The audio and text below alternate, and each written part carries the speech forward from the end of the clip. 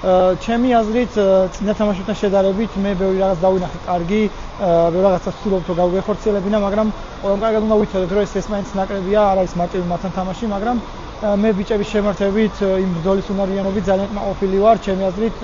თავიდანვე რომ ეს დაგვეწყო თამაშები, ვფიქრობ, ეხლა შანსი გვექნებოდა იმისთვის, რომ სოფელ ჩემპიონატზე გვეთამაშა, მაგრამ ფეხბურთია ხდება წარუმატებლობას წარმატება მოძლევს და ჩემს უნდა გავაგზავნო შრომა. დღევანდელი თამაში იმის მიუხედავად რომ 4-0 წავაგეთ და ბევრი გოლი გავუშვით, მე ვფიქრობ, რომ ბევრი კარგი მომენტი იყო, რაც უნდა დავინახოთ და უნდა შევამჩნიოთ.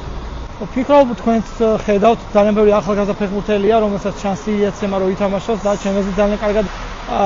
აჩენენ თავს და ძალიან კარგია, როცა ახალგაზრდები მოდიან,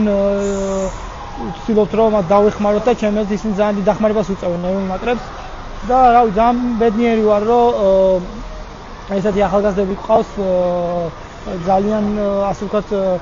ნიჭიერები არიან და ჩემს აზრით რომ განვითარდებით ერთად დროის ფაქტორია და ყველაფერი კარგად იქნება. კი, ალბათ წლის ბოლო თამაშია და